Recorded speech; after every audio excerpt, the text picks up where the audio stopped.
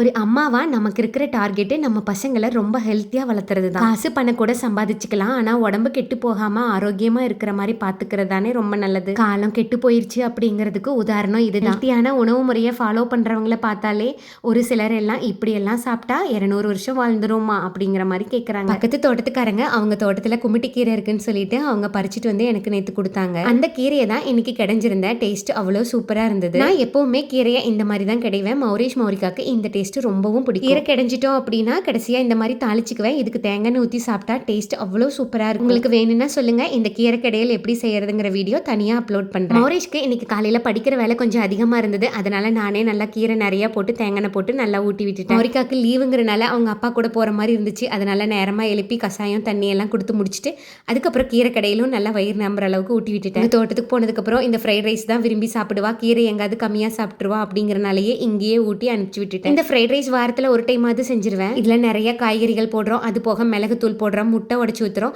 அதனால இதுல ஏகப்பட்ட சத்துக்கள் இருக்கிற மாதிரி நான் ஃபீல் பண்ணுவேன். தன்னையோட சத்துக்களும் ஒரே சாப்பாட்டுல அப்படின்னா இந்த ஃப்ரைட் ரைஸ். நான் ரொம்ப வருஷமாவே கிச்சனை கிளீன் பண்றது இந்த மாதிரி தான் ஃபாலோ பண்ணிட்டு வரேன்.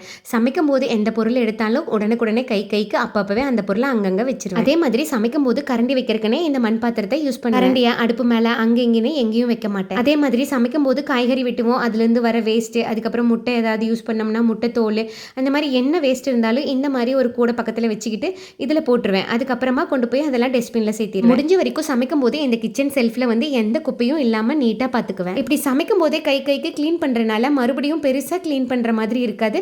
ஜஸ்ட் டக்குன்னு ஒரு டைம் தொடச்சு எடுத்தா போதும். அதே மாதிரி சமைச்சு முடிச்ச உடனேயே ஒவ்வொரு பாத்திரமா கைக்கு அப்பவே கழுவிடுவேன். நிறைய பாத்திரங்களை சிங்கு தொட்டியில சேர்த்து வச்சுட்டு அதுக்கப்புறமா கழுவுறது. சமையல முடிச்சு எல்லா வேலையும் முடிச்சதுக்கு அப்புறம் கூட சிங்கு தொட்டியில கம்மியான பாத்திரம் மட்டும் தான் சேரும். நிறைய பாத்திரங்களை ஒரே முட்டை சிங்கு தொட்டியில சேர்த்துக்கிட்டு கழுவும் போது ரொம்ப நம்மளுக்கு கஷ்டமா இருக்கிற மாதிரி இருக்கும். அதுக்கு பதிலாக கொஞ்சம் கொஞ்சமா அப்பப்ப சமைக்க கழுவிட்டோம் அப்படின்னா எந்த கஷ்டமும் தெரியாது. டெய்லியுமே அந்த விலை கழுவுற நாறு சோப்பு இதெல்லாம் நல்லா கழுவி கொஞ்சம் ட்ரை ஆகிற மாதிரி வச்சு அத்தனை கழுவுற அந்த சோப்பு இருக்கிற டப்பாவை ட்ரையா வச்சுக்கிட்டோம் அப்படின்னா அதுல எந்த கிருமியும் இருக்காது. சிங்கு தொட்டியை டெய்லியும் டக்குன்னு வாஷ் பண்ணிடுவேன். அழுக்கு சேர வச்சு ஒரே முட்டை தேய்ச்சிட்டு இருக்க மாட்டேன்.